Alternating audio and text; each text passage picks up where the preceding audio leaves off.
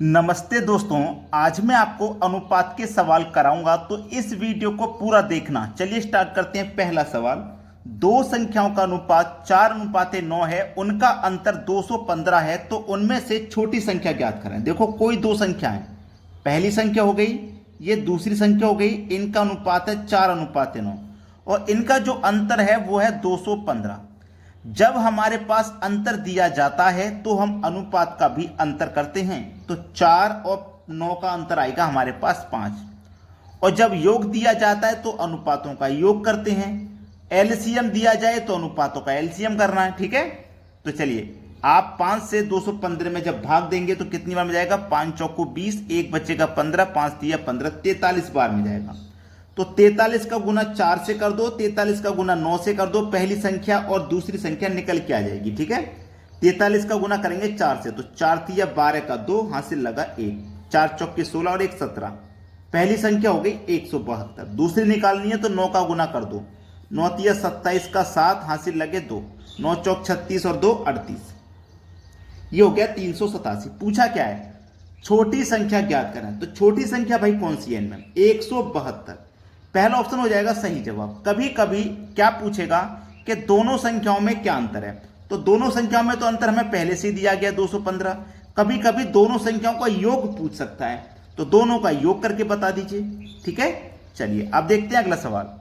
अगला सवाल है, यदि a अनुपात b बराबर 7:9 और b अनुपात c बराबर 5:7 हो तो a अनुपात c बराबर क्या होगा? देखिएगा, आपको कहा गया है कि a का मान 7 है और b का मान 9।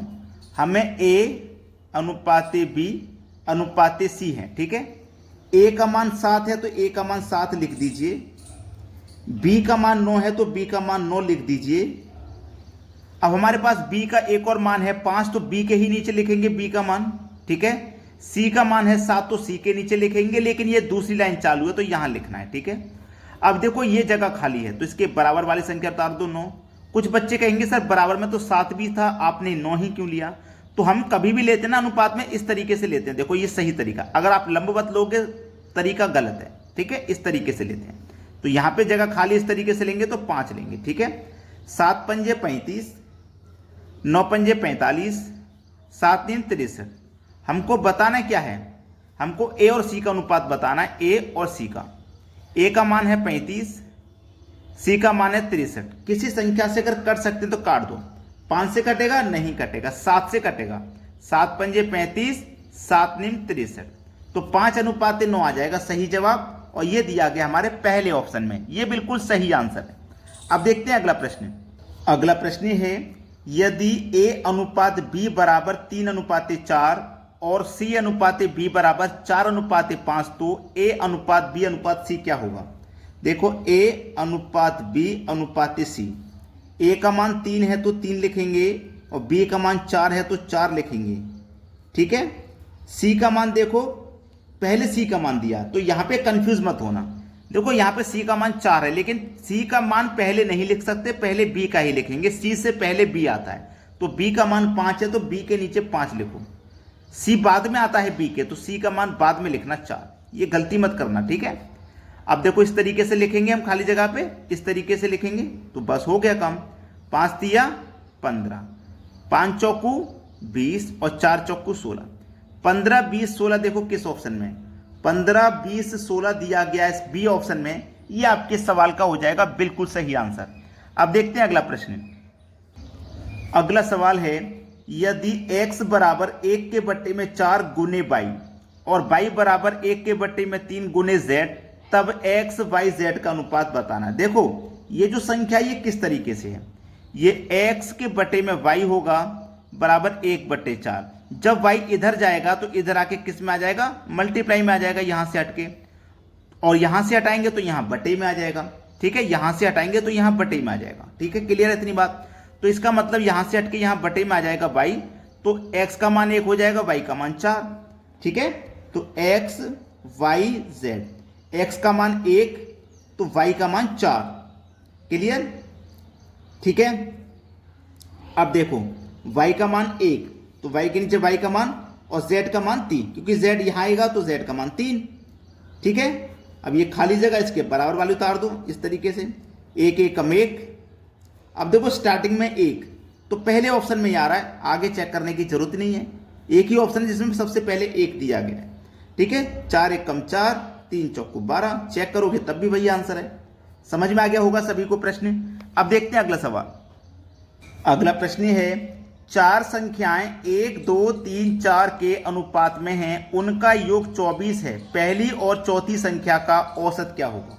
देखो चार संख्याएं 1, 2, 3, 4, ये कोई चार संख्या है, मैं इसको पहली संख्या मान लेता हूँ, ये दूसरी हो गई और ये तीसरी हो गई और ये चौथी हो गई। इस तरीके से इनका अनुपात है 1, 2, 3, 4। ठीक है, ये इनका अनुपात है चारों संख्याओं का, लिख लिया हमने।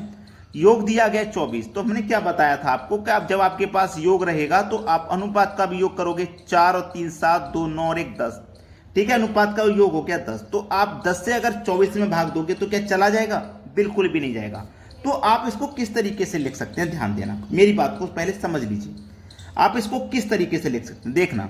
इसको आप लिख सकते हो कि देखो हमने क्या कर लिया, अनुपात का योग कितना है भैया, अनुपात का योग किया 10, रियल में योग कितना है 24, तो 10 बराबर 24 के। जब 10 बराबर 24 के, तो आपसे पूछा है पहली और चौथी संख्या का औसत, पहली और चौथी संख्या। तो देखिए 10 बराबर 24 के, तो पहली और चौथी संख्या मिलकर के कितनी हो जाएगी 5, तो 5 बराबर 12 के, इनका औसत पूछा है। तो औसत निकालने के लिए क्या करोगे, पहली और चौथी मिलकर कितनी संख्या, 2 ही तो हैं, 2 से डिवाइड कर दो, औसत आ जाएगा 6। पहला ऑप्शन है सवाल का बिल्कुल सही आंसर। अब देखेंगे अगला प्रश्न। अगला प्रश्न है, दो संख्याओं का योग 45 है, उनका अंतर 15 है, तो उनका अनुपात ज्ञात करें। देखो दो संख्याओं का योग, कोई दो संख्या है, तो मैं पहली संख्या को x दूसरी को y मान लेता हूं और दोनों का योग दिया गया है 45। उन्हीं दोनों संख्याओं का अंतर, यानी कि उन्हीं x और y का जो अंतर है वो हमारे पास 15। ये सवाल है, x और x 2x प्लस का y माइनस का y कटेगा, 45 और 15 मिलके 60, 2 से 60 कटेगा 30 बार में, तो x का मान हो गया हमारा 30। देखो x का मान 30 है और x में कितना जोड़ें कि 45 हो जाए, आप कहोगे सर 15 जोड़ देंगे। ठीक है, तो हमारा y का मान तो 15 हो गया ना, y का मान 15 हो गया, तो हमें इनका अनुपात बताना था, x और y का अनुपात। x का मान 30 है, y का मान 15 है, तो कटेगा 15 दूनी 30, 15 एकम 15, 2 अनुपात 1 हो गया सही जवाब, 2 अनुपात 1, यानी कि बी ऑप्शन बिल्कुल सही जवाब है। क्लियर हुआ ना सभी को। अब देखते हैं अगला सवाल। अगला सवाल है, यदि 3x बराबर 5y बराबर 4z हो तो x y z का मान क्या होगा। बहुत अच्छा सवाल। देखो ऐसा सवाल कभी भी रहे तो उसे कैसे सॉल्व किया जाता है पहले समझ लीजिए। 3x है ना, ये 3x है, तो मैं x लिखूंगा, ये जो y इधर आएगा तो x के बटे में y आ जाएगा, y जब इधर गया तो इधर बचा 5 और 3 को इधर लेके जाऊंगा तो 5 के बटे में 3 हो जाएगा। बिल्कुल ऐसे ही लिखो, देखो यहाँ पे y है, मैं z को इधर लेके जाऊंगा तो y के बटे में z, इधर किया बचा 4 और 5 को इधर लेके जाऊंगा तो बटे में आ जाएगा 5। तो बस हो गया सवाल x y z।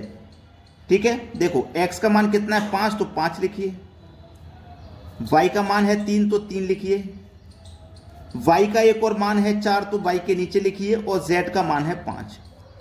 जगह खाली है तो बराबर वाली संख्या उतार दो, जगह खाली है तो बराबर वाली उतार दो। ठीक है, 4 पंजे 20, 4 तिया 12, 5 तिया 15, 20 12 15 देख लो किस ऑप्शन में, 20 12 15 मिलेगा आपको बी ऑप्शन में। ये सवाल का बिल्कुल सही जवाब है।